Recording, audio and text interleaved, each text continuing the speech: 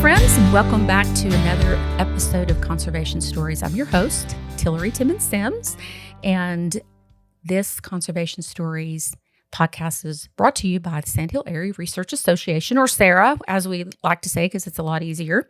I am always excited about the people that we have on for guests because they're always exceptionally innovative and smart and talented, and I'm really excited and kind of fangirlish over this particular guest, Damian Mason, who hosts The Business of Ag, which is, like, in my opinion, the number one ag podcast.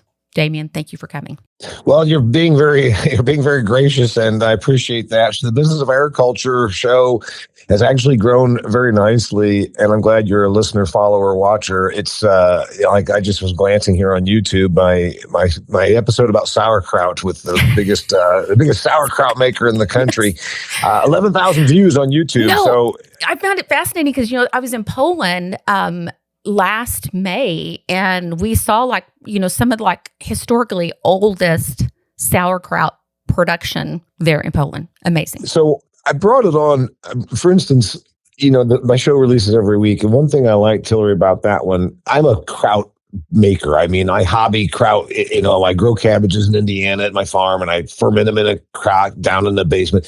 But the business side of it capitalizes, because we always say the Business of Agriculture show, we talk about the business side of ag. And fermented food has been on a pretty popular run, probiotics, and there's this thing, food as health, is a growing thing. It was kind of building, and then the RFK Jr. Sort of threw a little bit of lightning into this area. So it's where things are going. And I guess there's probably somebody that says, well, I don't know, I'm a corn and soybeans person. Why do I care about you talking about the kraut? Well, look at what we just covered. Trends in the marketplace, reacting to consumer demand, getting ahead of what could be regulatory stuff with RFK, partnering with local farms. Contractual arrangement, which I see more and more of that, where there's going to be food processors that, or in your business, cotton, they say, we're going to do the traceability thing, and that's going to become something that we'll see more. So that's where I guess I appreciate somebody like you that listens and like, hey, this isn't just an episode about how to make kraut, because it's not even about how to make kraut. It's about the business that ties into and all those other things. And that's where it's kind of fun for me to connect the dots. Well, really appreciate you joining us. I know that you are super, super busy, and we want to respect your time and pull as much information out of you as we can. And that really, what you're touching on, is the thing to me that I enjoy the most about your podcast, is helping farmers have a more holistic, global look, and also right next door look. Like, what is the big picture? What are the trends that are coming? What are ways that, you could do something that you never thought you would want to do or would do. And I mean, my family, my extended family, my brother in particular, and then my parents, they transitioned from row crops into grapes because they saw looming water crisis. And, and so that it's been a horrible year for grapes. Wine is down, wine consumption is down 30%. So, I mean, it's a problem, but, all told, it's been a good, overall a good industry for a transition there. Seeing those type of opportunities, that's what I really appreciate. And one of the things that I hear you say that I don't hear many people say is about overproduction. And we always say here, if we can flood the market, we'll do it in 2 seasons. So can you speak a little bit to that? Because it's just not something that you hear. And I've recognized now that a lot of the groups that, we're putting in our money for, marketing, which I have been very good for us. And when you're growing a particular commodity, but now we're looking at diversification and, are we going to, we're competing for acres? And does that mean that we're going to be growing less of something that we've always grown? And if so, is that going to make prices go up? You know what I mean? How are you seeing true potential for farmers to look at different ways of marketing outside of what we've seen and trying to respond to that overproduction in the market? Because I just don't hear people talking about overproduction much. Tillery, let's go with the elephant in the room that, as you said, I pointed out on my commentary videos. I put it out on my Business of Agriculture show. I get on stage and speak at agricultural events, and I pointed out. And what's interesting is it's either telling agriculture something they don't want to hear, but it's also they look at you like you got snakes coming out your head because they've not heard it.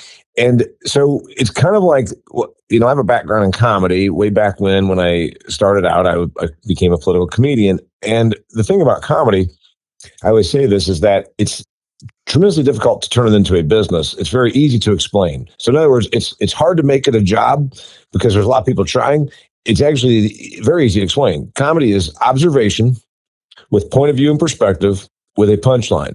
So I start with observation and tell people something that once you explain, like, oh crap, yeah, of course I see that. We've been in an oversupply. Look at the United States' number one crop, corn. And I'm from Indiana. Obviously, we grow corn. It's the Eastern Corn Belt, and so it's one of the I states. So we've been in overproduction of corn since the early 80s. We went fence row to fence row like Secretary Earl Butz told us to do in the 1970s. There's no end in sight, boys. Go out there and plant from fence row to fence row. God, the world's going to start without us. And we just produced and produced and produced and produced. The 70s were amazing. And then all of a sudden, the 80s come along. And the 80s farm crisis, I shot a video, you may have seen about this, that some people say, well, it's because of the grain embargo that Jimmy Carter imposed in January of 1980. Well, that didn't help. But there's a bunch of other reasons. The underlying problem for the 1980s farm crisis began with oversupply. We had too much stuff. We are amazing at producing the mindset in agriculture, whether you're talking about cotton or canola or, cranberries to cattle. What we like to do is make stuff. How many pounds can we put on that steer in a feed yard? How many bushels could we yank off there? Whatever that thing is, we are geared to production and we are amazing at it. So what it has done is created this thing where we're so geared about it, we think that the race is to how much we can make. And in terms of quantity, I talk to people all the time, like, I'm from a dairy background. They're like, yeah, right now dairy's really in the crapper. We're losing about $100 per cow per month. I said, what are you going to do? Well, we're going to get bigger. I'm like, no, nobody else would say, we're losing $100 per unit. Let's get more units. Yeah. So we're very geared to that and we're good at it. Right now, you can look across the board and say, there's only two things that are agricultural products that are not in an oversupply situation. That would be eggs, which is completely due to an externality known as a virus that caused the culling of hundreds of millions of birds, and then beef, which beef is a beef cycle. It takes a long time, as your listeners know, because they're in Texas, the number one beef state. You've got a 9-month gestation cycle, and then you've got a minimum of 15 months before that calf, the calf hits the ground. It takes 15, 16 months before it becomes a steak on somebody's plate.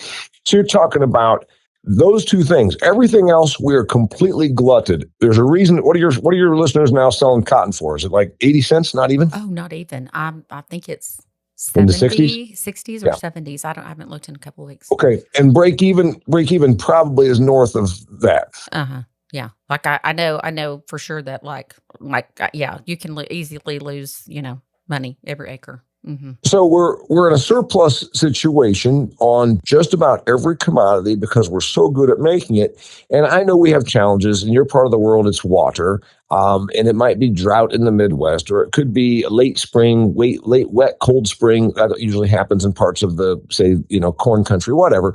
But through those challenges, the trend line has been increased by several percent per year per acre of productivity. Well, because we hear we got to have more food. We got to have more food. We got to have more food. We're going to have more people. We're going to have more people. We got to have more food. I mean, so it's like this moral imperative to feed all of these people. And I know I've heard you point this out, to which I've been like, oh, wow, somebody's saying that, like, hey, the population is not. Have you looked at the numbers? Yeah. So we're geared, we're inclined, we've been told this. And so the mindset, and that's a difficult thing to adjust to. Daryl Bricker, that wrote the book, about population decline, and I had him on my show, and it's been something I've been talking a great deal about. He uses the term vertical knowledge. Vertical knowledge is that which you know it because you've always known it. It's not even questionable. Some politicians, like you might remember, Obama called it settled science, settled science. Well, the truth is there's no such thing as settled science. There's also a thing called vertical knowledge. Some things you know so well that you don't even consider that you could be wrong. And that's the one where we're talking about that demand will never decline. Yeah. Confirmation bias. So we believe the demand will never decline. And the reality is, let's just say on just about every given thing that we produce in agriculture, we can go up by 2 to 5% on productivity per year. That's probably a real number. I mean, if you look at corn or soybeans or cotton or whatever, we're growing. Certainly the trend line is you increase it. So that means demand has to go up by a few percent every year just to keep the supply, to eat up what's there. And that's difficult moving forward because none of our people in ag have ever heard, oh yeah, the population is not going to continue to increase. And also, once you start having once you start having declining fertility rates, meaning once women are not having, my mom had 9 kids, none of my sisters have 9 kids. You know what I'm saying? So once this happens, then with fewer babies, your population starts to get older. I was born in 1969. The median age in the United States of America was around 27 years old when I was born in 1969. Here we are 55 years later, and our median age is about 38 and a half, pushing 39. So we've aged 12 years in a half century. And people say, well, why does that matter? Well, look at it this way. Invite your grandma over and feed her dinner, and then have your teenage son and feed him dinner. Who eats more? The teenage son is going to eat double the amount of calories per day that a 70-year-old woman eats. And as we get older, we're not only going to have less mouths to feed, we're going to have mouths that don't eat as much. And also, in your business, cotton, a 21-year-old or a newly minted professional that's 25 years old and they're making money, they go shopping and they buy clothes. Does a 70-year-old go to the store or go on Amazon and buy fashion? No. So cotton demand goes down. So here's an agreement on my side, which, this may be controversial for, some people listening. We're just talking. Don't get offended. So, what's the solution? So I feel like it's like what you're saying about dairy. What it seems like to me is that size is always equated with efficiency. So I'm going to get bigger because I think if I get bigger, I'm going to get more efficient. And I know you've mentioned this before, like when you reach a certain level of efficiency, every gain is extremely difficult. So you reach this kind of peak in efficiency. And what it seems like is that the middle of ag, that's, I would say, we're kind of in the middle. And you have the people that are input side and then the people that are buying. So the people on either side of us are looking at this. And where do they make their money? It's going to be directly connected to us. And so how do you, as farmers, especially we're also independent, so it's like herding cats to get everybody to agree to do something, right? How do we combat the continuing rise and influence to grow more?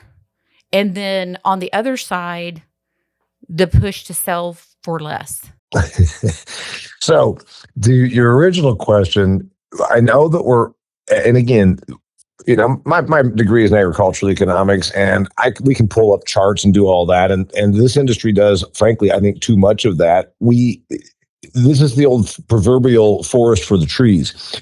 We've got very well-educated, successful, smart people that listen to rural radio. I just did when I was coming home from hiking in the mountain preserve with my dogs. And they're talking about current sales. They're talking about exports. They're talking about the markets. They're talking about where we're going to be in April 1st, contract prices. Okay, great. Now let's go April of 2030. Oh, no, you can't sell then. I'm like, I'm not talking about actually a contract. I'm not talking about a contract to deliver. I'm talking about big picture here. And so big picture is this doesn't get better because we are so geared to producing. And by the way, if you're going to manage for either surplus or deficiency, you sure as hell would prefer to manage surplus versus shortage, right? Mm-hmm, So, mm-hmm, because hungry people mm-hmm. hungry Yes. people riot. Hungry people are not And peaceful people. exactly. And nobody wants to be hungry. There's the thing about folks like you and me that are from an ag background. I've seen grown men start to tear up when they see images of starving children because this is something that we are personally vested, right? Nobody wants to see that. So what we got is this reality that we're really good at making stuff. We've been programmed to produce stuff and we produce it. So what happens? You said, what's the solution? Well, if you're a pure economist, you say the cure for high prices is high prices, the cure for low prices, because then the marketplace catches up. The problem is there could be devastation, not just some pain, there could be downright devastation. You're talking about, you and your husband are very frank about having to go through bankruptcy protection because agriculture is a low margin, capital intensive business. It has been for a long time. It's a consolidating industry. And the way it consolidates is people exit the market, sometimes voluntarily, sometimes because the bank tells them to. So that means, and to your bigger point, when this is something I did an episode about this, I said, when efficiency gains aren't enough, because what we always do is we look at increasing supply and doing so with less budget, less dollars per unit of production, right? So we've always addressed it as let's get more efficient. And efficiency gains certainly can help and keep you at break even or in a profit margin situation to a point. And then at some point, it never addresses the demand side of it. And you'd say, well, I can't control that. Well, we kind of do. We invented the checkoff programs that are allegedly going to go out there and promote everything from beef to watermelons has a checkoff program. And part of it is supposed to be to increase demand. And you say, okay, at some point, all of addressing efficiencies of production, Tillery, do make it so that you maybe improve your bottom line to a point. But demand remains roughly stagnant. And I've pointed out, and it's going to begin declining. And what happens? I could see a push, maybe not right now under the current Washington, D.C. administration. I could see a push to double the amount of conservation reserve land. Mm-hmm. And I'm not in any way saying I'm a fan, because somebody right now is mad and they're saying, damn it, he wants it. I said, no, I don't want anything. No, you have no idea. It is extremely touchy subject around here. Yes. I mean, sure. Yeah. No, I'm neither pro nor anti. I'm just pointing out that yes, there's about 26 right now. There's about 26 million. So in the United States, there's roughly 360 million acres that do all of the production. And I'm not talking about rangeland. There's like another 800 or 900 rangeland acres that are privately owned. And about 360 million acres produce everything, all of it from the almonds to the canola to the corn to the sorghum in your part of the world. It's all 360 million. And there's like 26 million of conservation reserve program. Let's say you doubled that. That'd be big, right? That'd take another like 8% of the existing cropland. Of course, conservation land program payments tend to take the worst. Yes. Nobody in Champaign, Illinois, where they've got 18 feet of topsoil is going to enroll a square, flat, 160 acre quarter section into the CRP. No, we have a lot of CRP where we are. It fits really well here. Yes. Well, not just the water. We have a lot of marginal. This is Dust Bowl territory, which, side note, also was impacted by overproduction. Yep. So what is the answer? I could see a push to increase CRP. I could see some pain and suffering where then just some acres go away. But again, we're so darn good at production that we're going to probably just continue to have the production. But the idea that, and this is really hard for ag people. I just had a guy I just met the other day, and he's not an ag person. He suffers from the same dilemma. He was asking about pork, because I'm going to be speaking at a pork industry event here in this month. And he said, what's going on? How are they doing? I said, they're not doing very well at all. I said, they're about break even at best. He said, why? I said, because there's too much pork. He said, well, you need to put more pork salesmen on the street. I said, okay. Because that's been the ag mind. He's not an ag guy at all, but he's got the same mindset that, by God, we've made this stuff. We've produced this barge of corn. Now find somebody that'll buy it.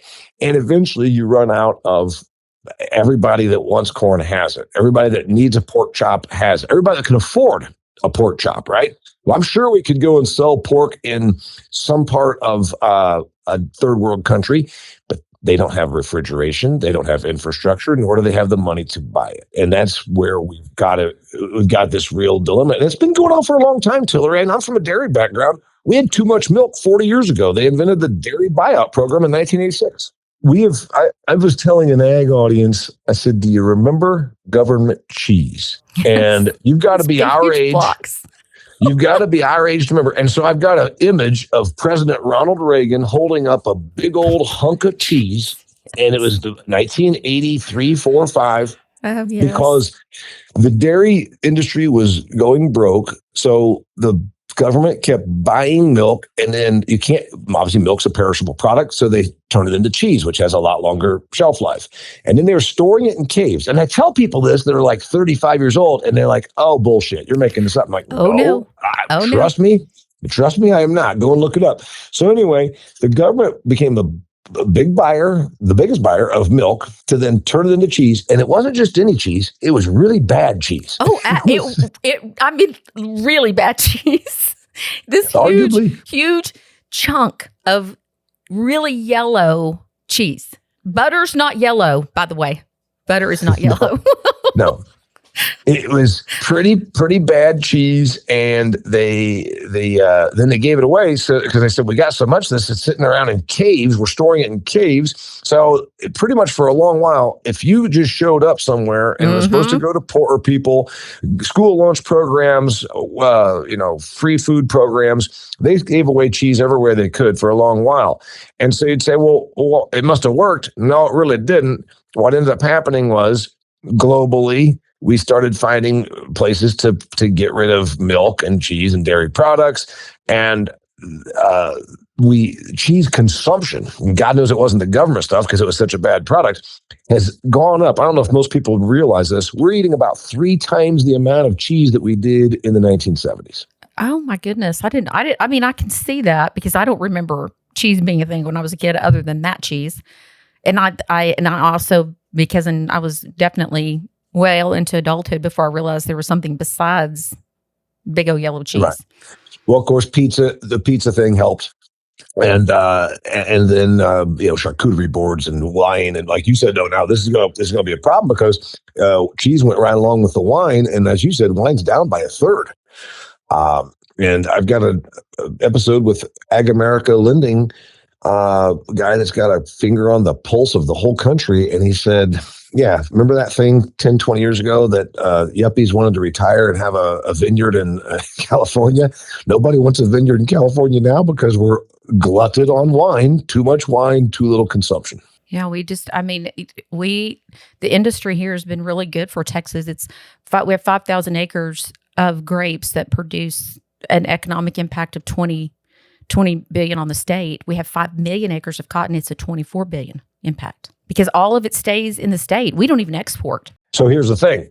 Here's what ag people, and you know this is what happens. This is what happens to ag people. The ag person listening to this is going to say, oh, well, by God, if wine's good, let's go ahead because we are always our worst enemy. We look across the fence line and we see that somebody might be making a nickel. And so what do? We go and produce ourselves out of a profit and them. So ag's been doing this forever. Oh, that feed yard over there, hell, they're making money off of all those Angus steers. You know what we do? Let's quadruple our production. and so that's what's happened on the wine front. Making stuff, and this is the tough one, Tillery, that I'm beginning to tell my ag audiences. And again, your initial reaction will be to take it personally and get mad. Making stuff is no longer a challenge.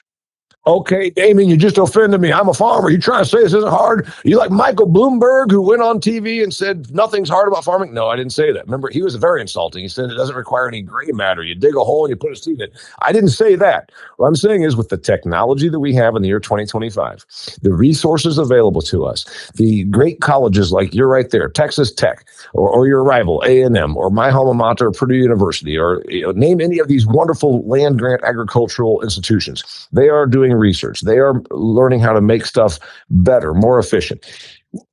Production of everything from slinkies to cars to steel to cotton is not the challenge that it was 20, 40, and 60 years ago. And that's where we must understand we're now in a situation of managing surpluses.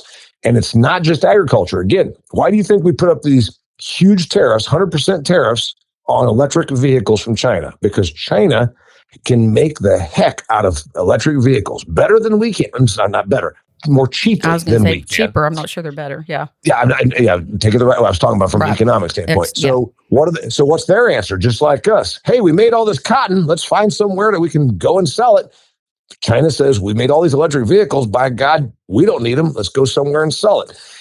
That's what we got to understand. Making stuff, whether it's electric vehicles or cotton, is not the fundamental challenge today that it was as recently as a few decades ago. And that's why I can make the case that we are in permanent oversupply of just about everything. Mm-hmm.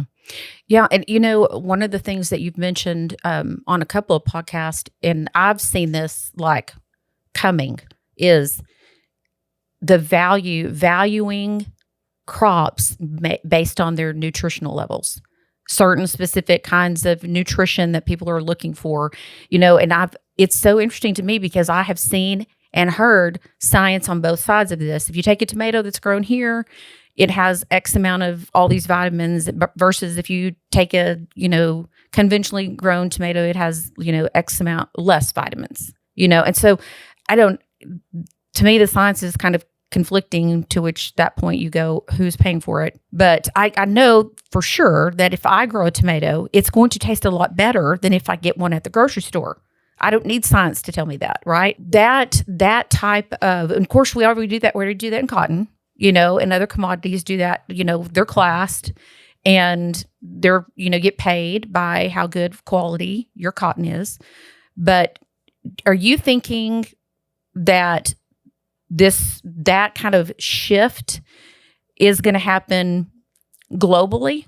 Like, because I know for sure, like the EU, like they cannot eat stuff that we eat all the time. And I think like the red dye that all of a sudden FDA just decided was bad for us, which has been banned everywhere. I'm like, that had to have been like, oh, RFK's coming. Let's ban this real quick so that he sees that we're on his side. Yeah, I would say that when it's pretty obvious that we had red dye number 3 or whatever it was in our food for eons. And then once it looks like we got the RFK effect, okay, now we're going to get rid of it. So there was no question. It was like feeling the footsteps, or if you will, a preemptive strike. So to answer your thing about what will happen on nutritional quality, it will go with money. Okay. And for instance, if you are in sub-Saharan Africa, you need calories so badly that it doesn't really matter. You don't care about the environment. You sure as hell don't care if it's GMO or non-GMO. You don't even know. You know that you're starving and that your stomach hurts. You'll eat whatever. And then you go to the opposite of the spectrum, the United States, Canada, wealthy countries, Europe.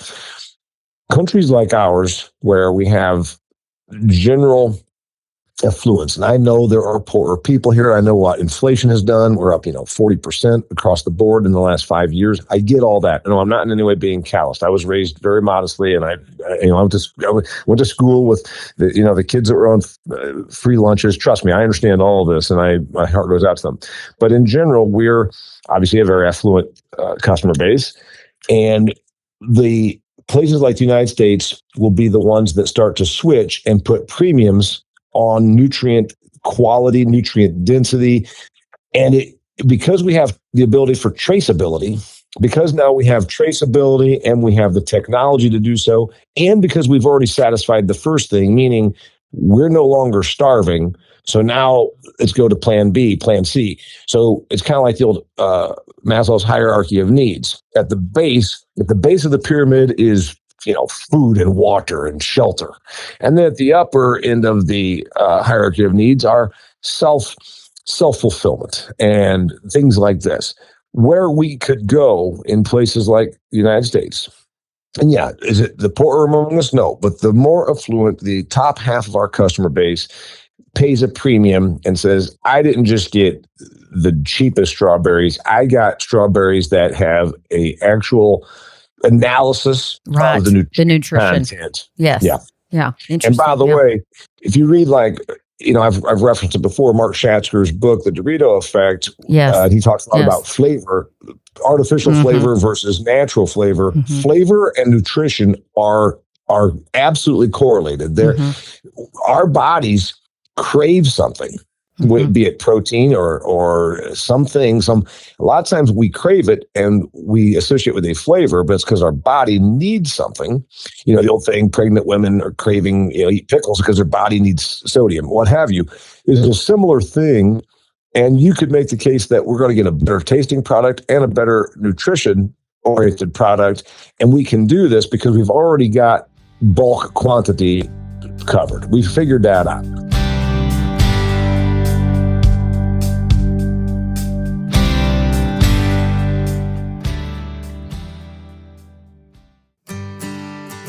Today's episode is brought to you by Evan Stone with Clear Rock Farm and Ranch, part of the Clear Rock Realty Group in Lubbock, Texas.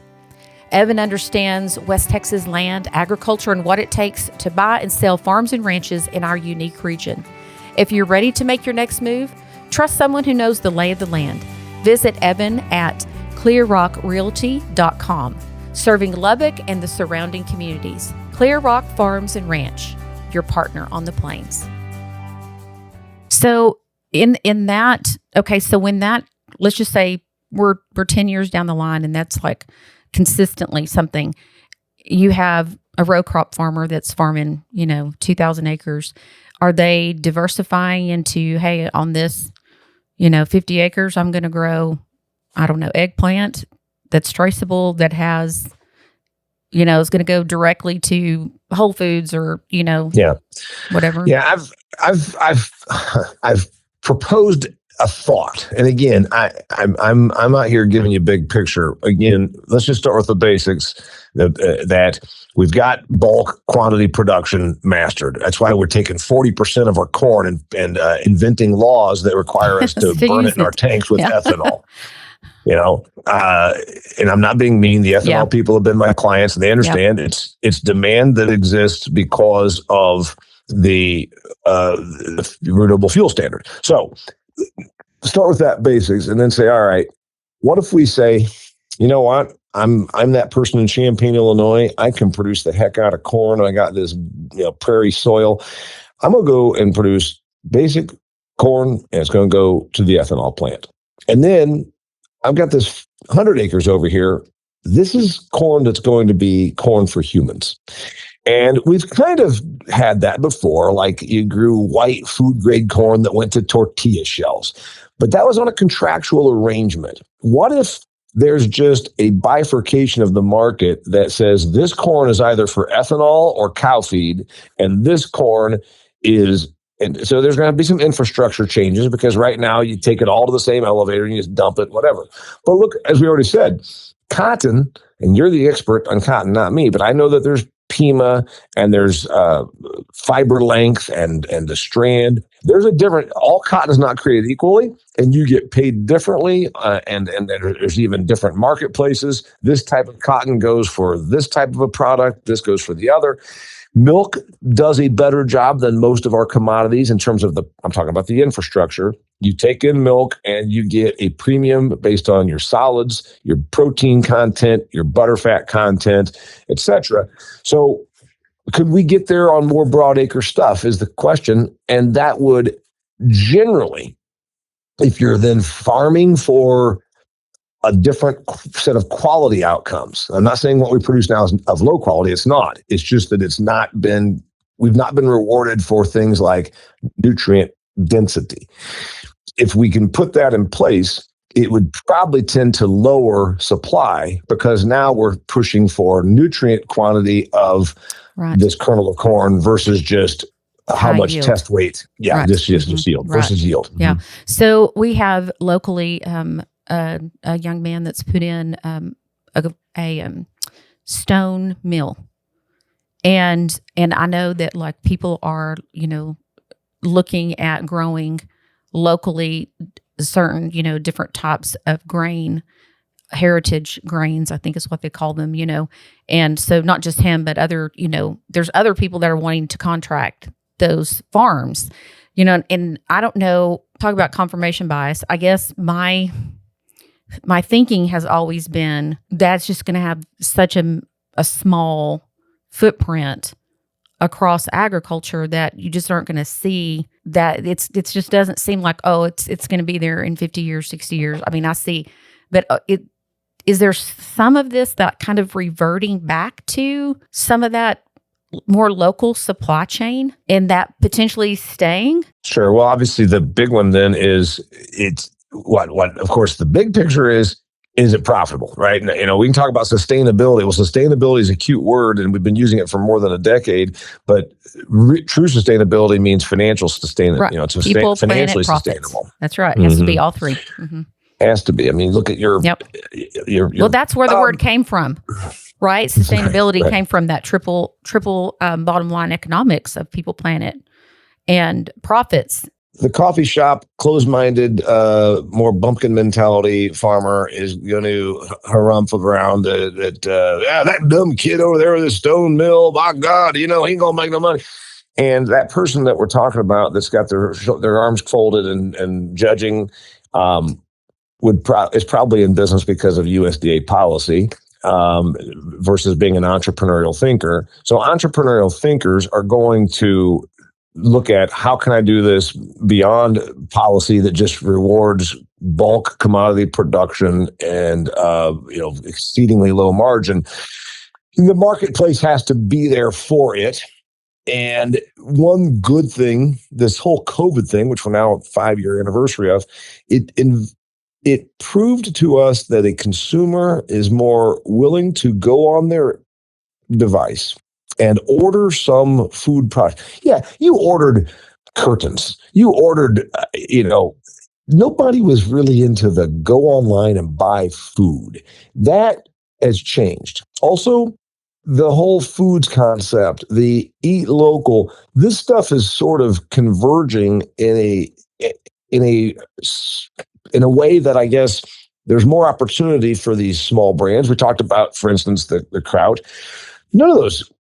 That guy I had on that talked about Kraut, they've got 5 different brands of Kraut. None of them are Vlasic. No, you know what I mean? None of them are Heinz. So there's an acceptance in the marketplace that is greater than it's ever been, Tillery, for the non-Heinz, non-Kellogg's, and that's good for the thing you were talking about, where value-added processing. Well, and I guess the reason I'm thinking about this is because we have really good friends that pioneered the organic cotton market, and to which I was like, this is a fad. It's going to go away. And, I think it's it's kind of coalescing into maybe a regen type idea, but it hasn't gone away. It has not gone away.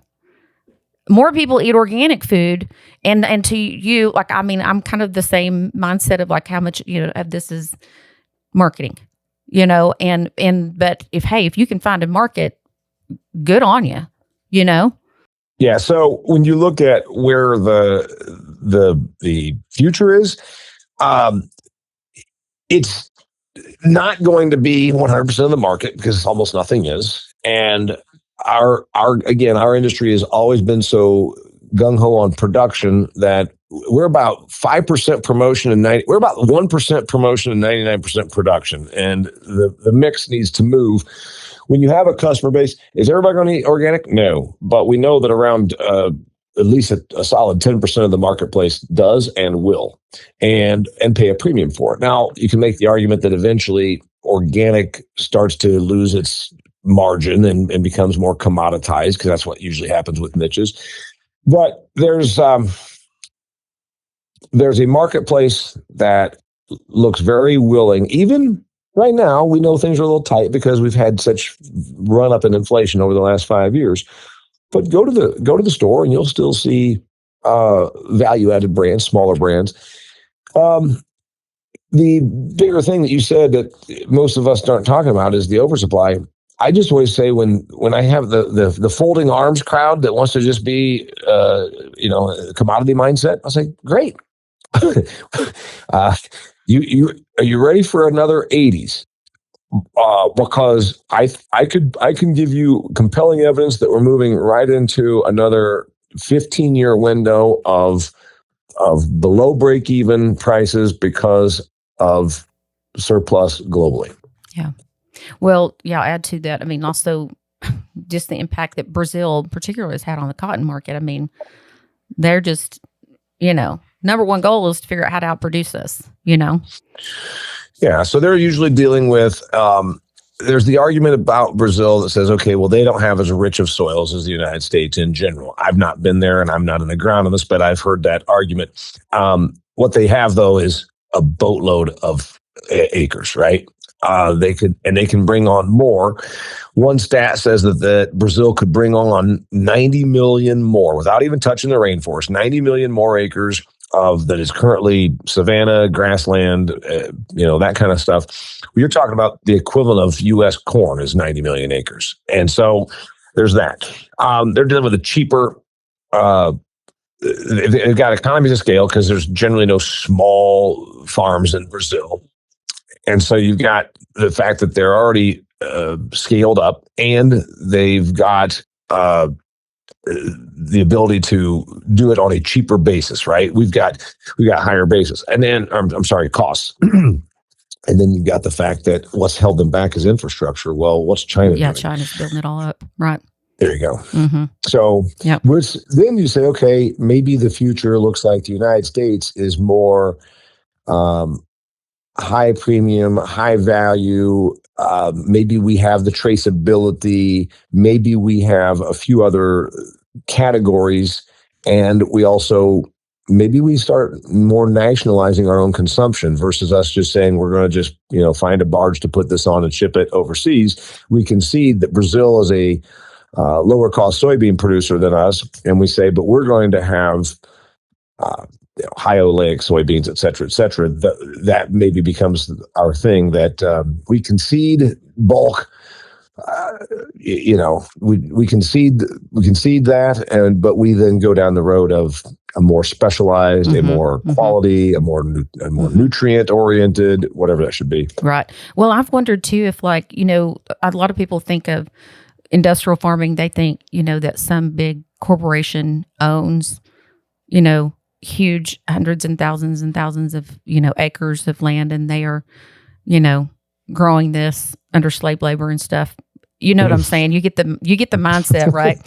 And so what I'm wonder though is if someone say a big company whose name might start with a C says, it really would be more economical for us if we literally just bought all this land somewhere where it's cheaper, like Brazil, or and we're gonna be vertically integrated. We're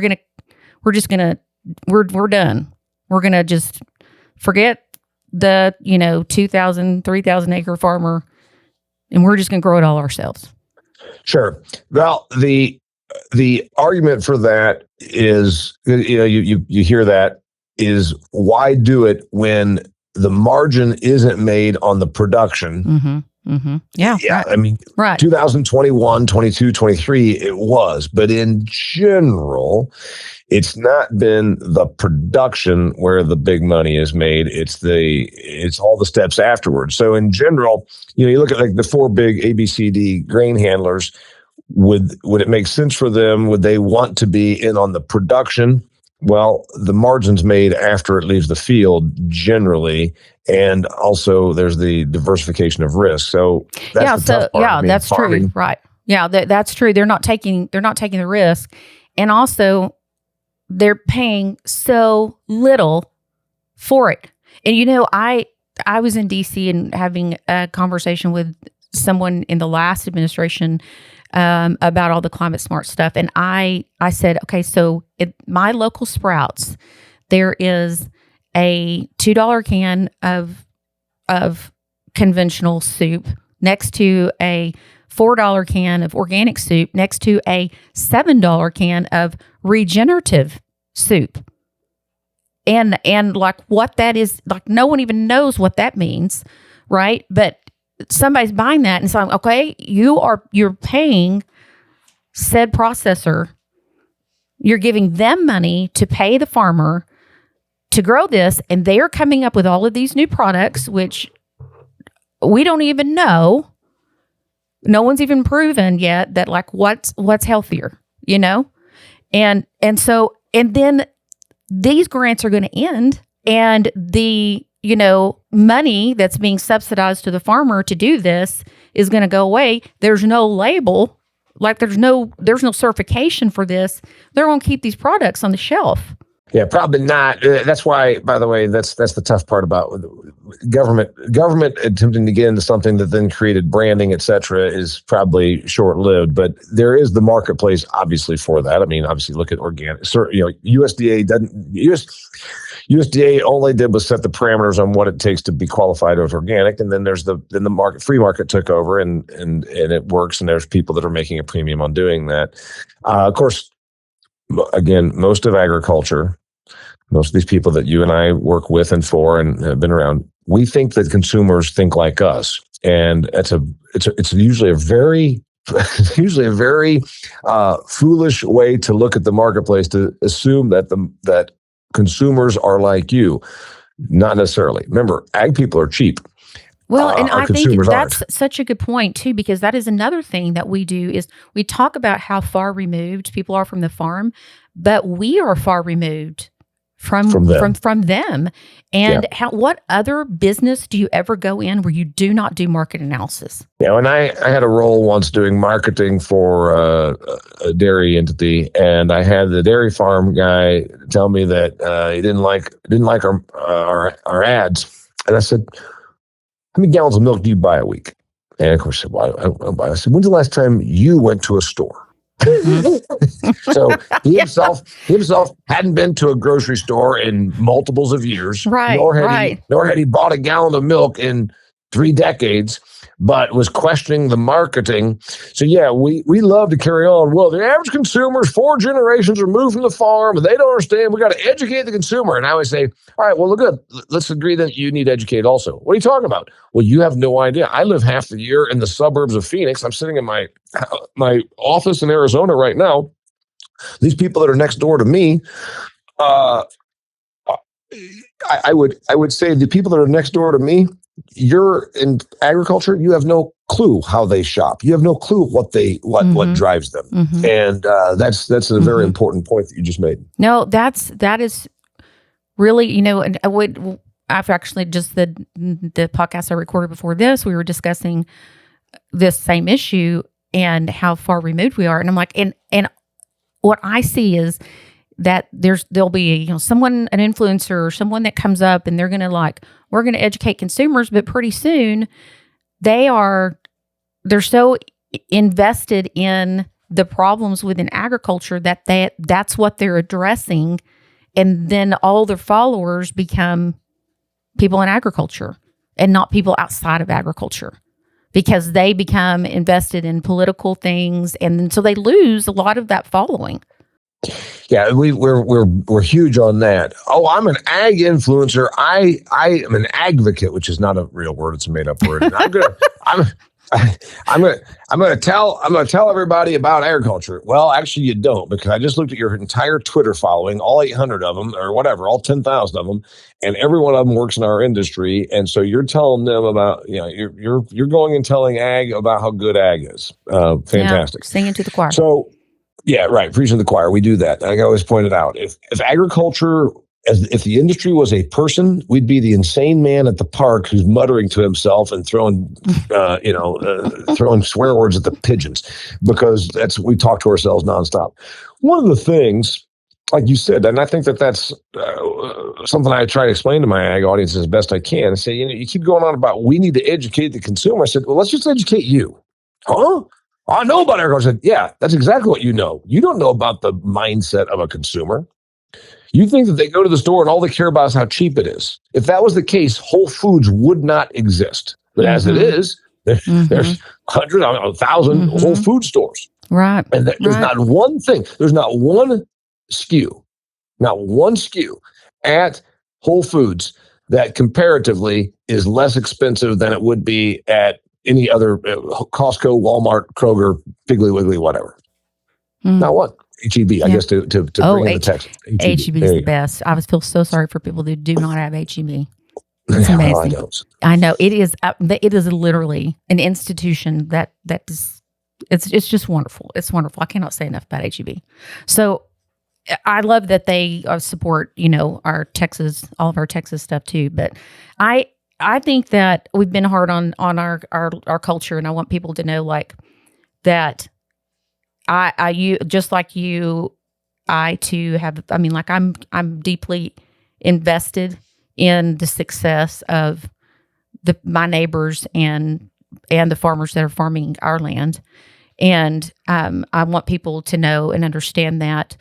One thing, I have a really wise friend who told me one time, for every strength you have a coordinating weakness, and you can't impact one without impacting the other. And I think that we are the most. We have more grit and determination. And then the flip side of that coin is stubborn and unchanging. But, I think that the solution is pushing into our strengths. How do we get our industry to really push into their strengths and do what we do really well and help to bridge the gap that we are seeing, it's not just consumers. We have all of these silos. This industry only talks to this industry, and this, school of education only talks to this school of education. They don't ever, cross over. And that's one of the things that we've been focusing on is how can we cross over into other industries? Let us help you tell your story. You help us tell our story. And I think those kind of partnerships are vital for the promotion of the things that our world needs, whether it's fossil fuels or corn. But we have to do it in a way. We've got to become more self-aware as just a group of people. well, I mean, that might happen. It might not happen. But I mean, it would, as you said, it would be a good first step. Would again, commodity mindset is very pervasive. And I mean, going back to how we started the whole entire show, and it's got us to a situation of oversupply. And we continue to believe that we're going to just find another place to buy our stuff, we're develop new markets, et cetera. Well, to a certain point, Mexico has come on as our number one ag customer. Where are we going to keep putting this stuff? So there's that. And I mean, I'm still optimistic about the future.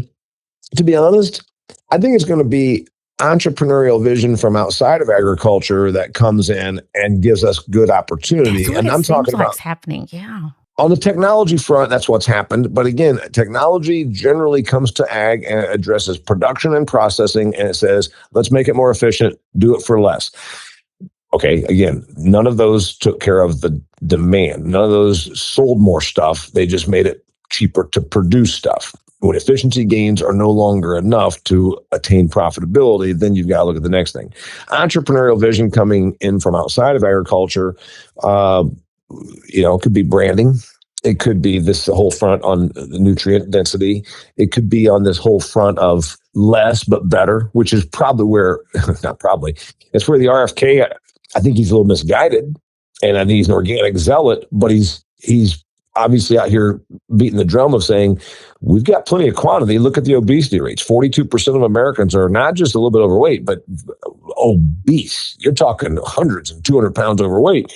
So we've got quantity covered. Now let's go back to the drawing board and start working on nutrients and quality. And I think that can happen.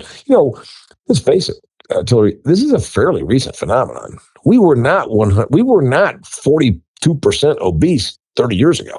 Well, I think it does say, I guess, and one thing I can align with him on is I do think that processed foods, like they're not good for us, right. I mean, as guilty as anybody else, but our society I